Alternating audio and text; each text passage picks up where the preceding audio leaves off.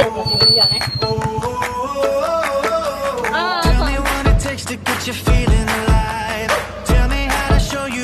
tara? Batuan!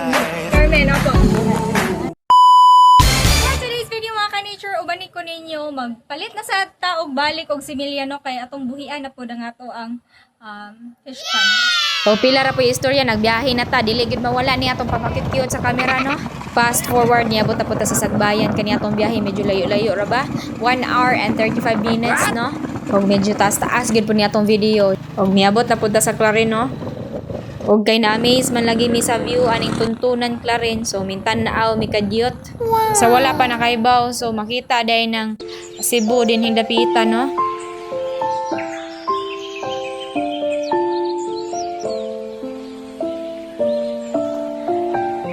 A few moments later. So napadayon gyapon ta sa pagbiyahe og minglabay day punta sa St. Michael Dark Angel Parish Church sa Clarino. Og pila ra po yung istorya kay puro lagi ta istorya ni. Niabot na ta sa tuwigon.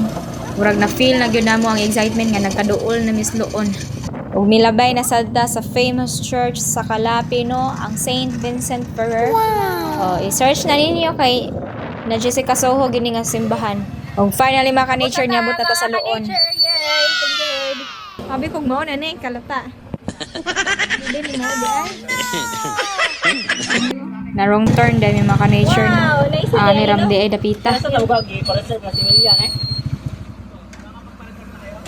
Pa. So ani na dahil may mupalit o similya mga ka-nature no. Og daghan pod kay mga feedback nila ni nga nindot daw jud kuno ang ilang mga fingerlings ani. Mao nang trya na mo mga ka-nature no. Kuhon basin kaluyan day pod. Pag pa-entrance pa lang daan mga ka-nature no, makita na daan ang mga fish pan. Let's go! Sige po, thank you! Apa? A few moments later.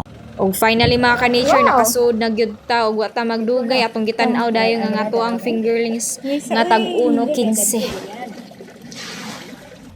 So, bawal video. Manang kaliat ako video hinagmay. No. Sa wala kay baw no, bawal gid mag-video diring dapita pero kay gahi man lagi tag ulo.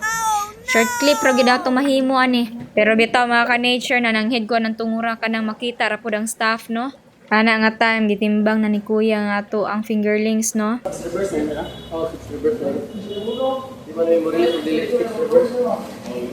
Ana nga time gilubos-lubusan na nako no kay gitugutan man ko sa pagvideo nangutana dayon na sa sir unsay page na to kay iya kong gi-follow. So for the information of everyone no, kung ganahan mo pa-book, comment lang mo or PM kay hatagan ta mog number.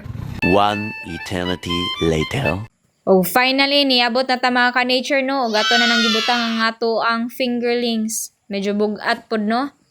Og basin mangutana day mo mga ka-nature no, nganong blue ang color sa tubig, ang tawag ana sa ilang gibutang is methylene blue. Og pang-sustain na siya sa oxygen mga ka-nature no, samot kay layo ang biyahe. Ana nga tayo mga ka-nature gibutang na nato dayon ang mga fingerlings no, pero wala nato daan giabrihan aron maka-adapt ang mga fingerlings sa temperature sa tubig. Every cellophane de mga ka-nature no is 500 pieces. Og balik 3,000 gihapon ang ato ang gibuhi sa atong fish pan mga ka-nature no.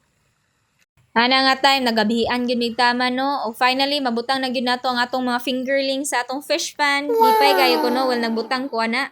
Og syempre sa pagbutang nako diha mga ka-nature ginahinayan ra gyud na nako abelino kay lisod na kayo maipit na sila mga matay in town. Lisod na mahal ra ba in town ning ato ang mga fingerlings og layo pa ni atong gibahian mga ka-nature.